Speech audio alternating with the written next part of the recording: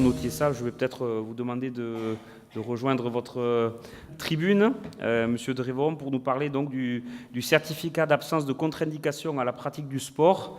C'est vraiment une question d'actualité. Même moi, ça me challenge un petit peu, puisqu'il y a eu, j'ai entendu, des nouvelles règles. Est-ce qu'il faut faire des certificats, pas faire des certificats, qui fait des certificats? Donc, merci de votre éclairage sur ce sujet d'actualité.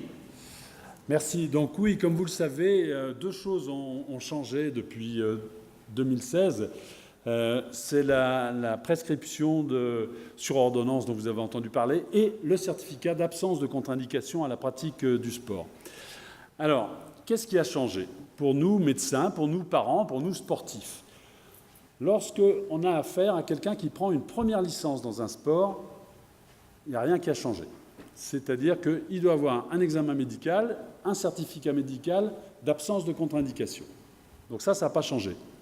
Sauf, et c'est une ineptie, sauf qu'en sport scolaire, pas besoin de certificat médical. Donc votre fils, s'il a une contre-indication au taekwondo, il n'en fait pas dans le civil, et il peut en faire sans certificat médical, sans avis médical à l'école. Donc, nous qui faisons des certificats médicaux, faites attention, il faut faire des certificats médicaux de contre-indication. Je le répéterai après, mais c'est vraiment important.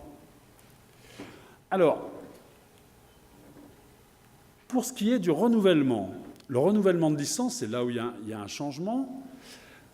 En principe, pour la plupart des sports, quand vous faites un certificat médical, il est valable 3 années pour le même sport. Mais tous les ans,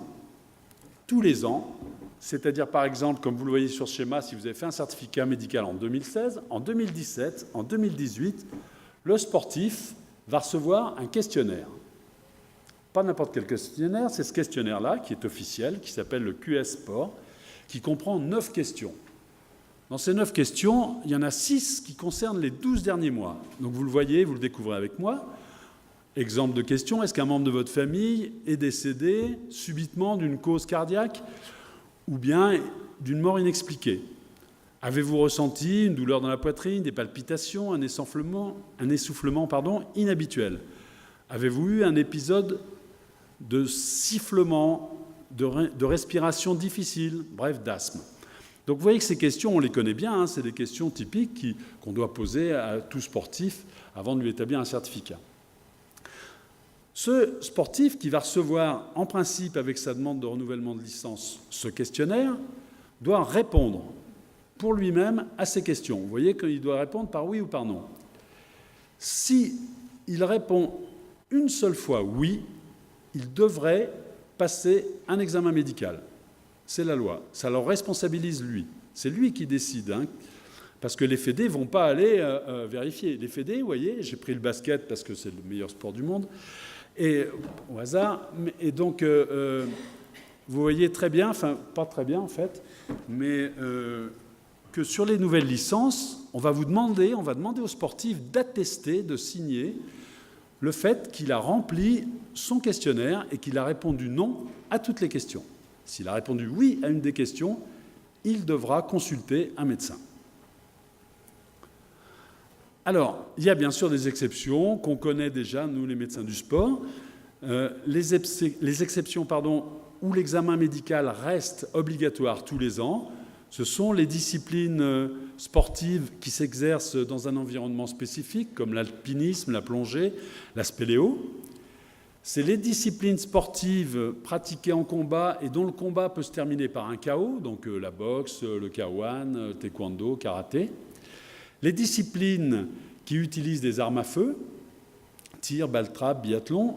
Les disciplines qui comportent un véhicule terrestre à moteur, à l'exception du modélisme automobile. Vous savez ce que c'est le modélisme automobile, hein? Les petites maquettes que vous avez offert à vos enfants quelques années. Les disciplines sportives aéronautiques pratiquées en compétition, le parachutisme et les 3 rugby. Le rugby à 7, le rugby à 13 et le rugby à 15. Donc pour tous ces sports-là, c'est l'ancienne loi qui reste en vigueur, hein, c'est-à-dire qu'il doit y avoir un examen médical annuel. Alors, il y a bien sûr une petite exception. Si jamais un sportif n'a pas sa licence le jour de la compétition 2 jours avant, il peut toujours présenter un certificat médical récent. C'est bon à savoir. Alors, ce certificat d'absence de contre-indication, il faut bien le préparer, parce qu'on pourrait s'attendre à tout. Il faut vraiment s'attendre à tout. Donc, il faut faire un bon examen. Vous voyez, il faut s'attendre à tout. Alors, ça vous réveille, hein? Ouais, non, parce que vous venez de manger, c'est le café. Alors, l'examen, je ne vais pas insister dessus. Le CG, je ne vais surtout pas insister dessus, on va vous en parler après. Mais malgré tout, si des gens hésitent, quelle sorte de certificat je dois faire, quelle sorte d'examen je dois faire, prenez exemple sur le certificat qui est recommandé par la Société française de médecine de l'exercice et du sport, qui est fait de 4 volets.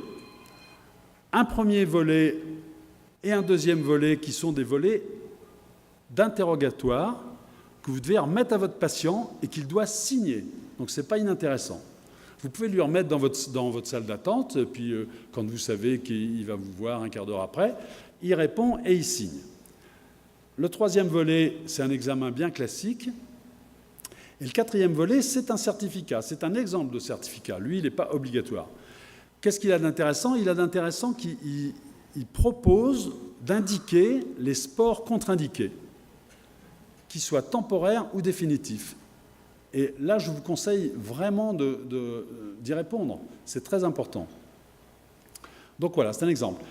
Alors, si vous voulez connaître les spécificités de chaque sport qui sont contre-indiqués, vous pouvez aller sur ce site, vous l'aurez sur votre clé, CertifMed. Il n'y a pas tous les sports, mais il y en a quand même pas mal. Ou bien sur cet autre site, qui est le site de l'Union des médecins des équipes de France, l'UNMF.org. Et là, vous aurez aussi les règlements médicaux de chaque sport. Alors, quelques mots sur la prescription d'activité physique adaptée, maintenant. Vous savez donc que la loi a changé. Pourquoi elle a changé? Parce que maintenant, ça y est, il paraît que le sport est bon pour la santé. Ce qu'on ne savait pas avant. Mais c'est quand même bien. Et un des groupes qui a bien travaillé, dont le rapport est le plus récent, c'est le groupe de l'ONAPS, l'Organisation nationale sur l'activité physique et sur la sédentarité, qui est dirigé par Martine Duclos, Jean-François Toussaint et François Carré. Et je vous le conseille, c'est un rapport qui n'est pas trop long et qui inclut les DOM. Et il est plein de données à la fois médicales, sociologiques et sportives. Donc, quand on a des rapports comme ça qui prouvent vraiment que l'activité physique est bonne, contrairement à la sédentarité, à ce moment-là sort une loi, qui a été la loi de prescription du sport sur ordonnance, pour les gens en ALD, parce que pour l'instant, le seul texte, il est pour les gens en ALD. Mais en fait, cette loi n'est pas du tout pour nous dire ce qu'il faut, à qui il faut quel patient il faut s'adresser, ce qu'il faut faire comme activité. C'est uniquement pour nous dire à qui on doit adresser nos patients. Et je pense que c'est important parce que la plupart des gens n'ont pas compris ça. Et on peut l'adresser à 4 sortes de personnes qui vont prendre en charge nos patients. Les professionnels de santé, que sont les kinés, les ergos, les psychomotriciens. Les professionnels titulaires de diplômes dans le domaine de l'activité physique. Alors c'est quoi ça? C'est ceux qui ont un diplôme universitaire. C'est les fameux enseignants APA, les enseignants en activité physique adaptée. Les troisièmes catégories sont ce qu'on appelait avant les brevets d'État. C'est les gens qui ont passé un brevet d'éducateur. Et la quatrième et dernière catégorie sont des gens qui peuvent être des bénévoles, qui n'ont aucun diplôme, mais qui auront passé une certification avec leur fédé, avec leur ligue. Et figurez-vous qu'il faut que le médecin traitant, normalement, sur la prescription, il mette à qui il l'adresse. Alors, c'est sur ce formulaire, qui est le formulaire recommandé, où on doit mettre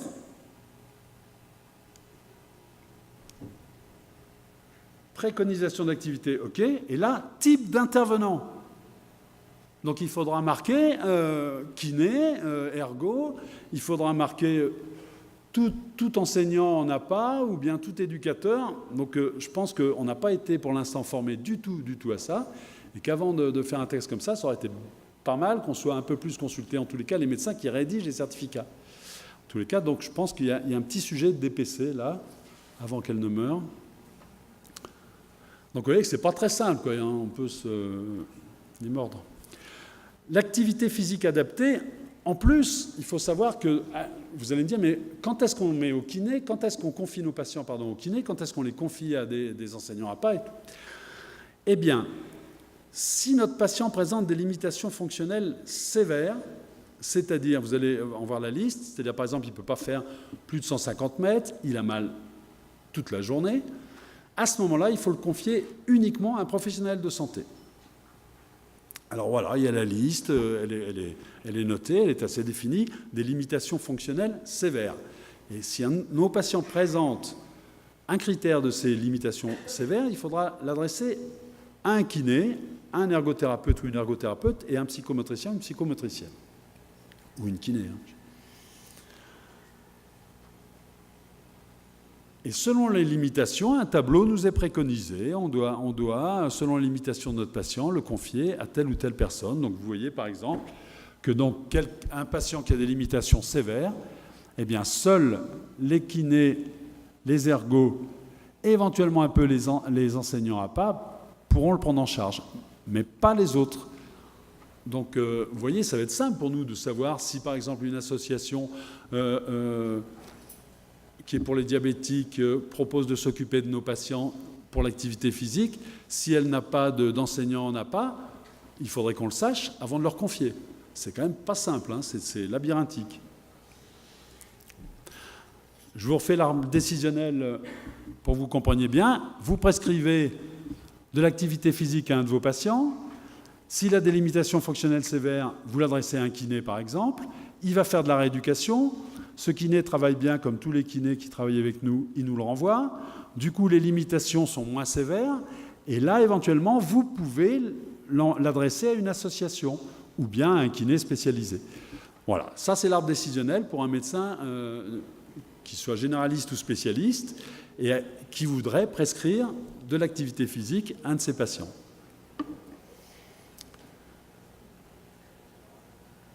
On peut y rajouter des consignes. Bien entendu, c'est même recommandé. Par exemple, pour les diabétiques, des soins de pied, des tests de glycémie, etc. Je ne m'étends pas là-dessus. Le temps est assez limité, ce qui est normal. Dans les consignes, on peut rajouter les fameuses 10 règles d'or du club de cardio du sport, par exemple, que vous connaissez en principe tous ou que vous pouvez aller récolter sur le site Cardiologie du sport, Club Cardiosport. Alors, ce qu'il faut donc retenir en rentrant chez vous, c'est que ce fameux certificat d'absence de contre-indication pour la première licence, il faut le faire bien sûr, et qu'après, c'est tous les 3 ans. Il faut bien penser au questionnaire santé-sport, qui peut vous être utile même dans la pratique quotidienne. Pour ce qui est de la prescription d'activité physique adaptée, il faut la faire sur le formulaire adapté. Et donc, il ne faut plus adresser à nos patients n'importe comment, à n'importe qui. Par exemple, à La Réunion, le sport sur ordonnance de Saint-Paul marche très très très bien. Et la plupart des associations ont eu des APA qui ont été formés. L'ECG, faut-il le pratiquer lors de la consultation ou pas? Il faut quand même juste savoir qu'un interrogatoire plus un examen clinique bien conduit nous permettra de dépister 15% des anomalies détectables. Si on y rajoute un ECG de repos bien interprété, le dépistage passe à 85% des anomalies détectables. Et en plus, aucune étude pour l'instant ne montre que sans ECG, on peut diminuer le risque de mort subite. Merci au professeur François Carré. Voilà, j'ai terminé. Bien sûr, nous, les médecins du sport.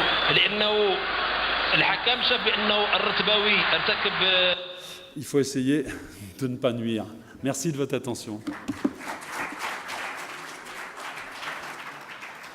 Merci, Monsieur Drevon. Rejoignez-moi. On va pouvoir peut-être prendre quelques questions. Moi, pendant que les gens peut-être s'excitent sur leur smartphone, je vais vous en poser une ou deux. Donc, on ne fait plus apte à la pratique 2. Hein, on ne fait plus ce certificat-là. Non. Déjà, on ne peut pas faire... Tenez. Non, il faut bien préciser absence de contre-indication. Il faut bien préciser le jour de l'examen. Et il faut bien préciser à l'examen clinique. Hein. Ça, c'est 3 précisions qui sont indispensables actuellement. Et tous les propos que vous avez tenus s'appliquent de la même manière aux adultes et aux enfants? Ou est-ce qu'il y a des spécificités, c'est-à-dire le type de discipline, le type de contre-indication? Est-ce qu'il y a une spécificité entre l'enfant et l'adulte? Alors, tout à fait. Il y a des spécificités parce qu'il y a quand même certains sports qui ne sont pas recommandés ou en tous les cas en compétition en période de croissance.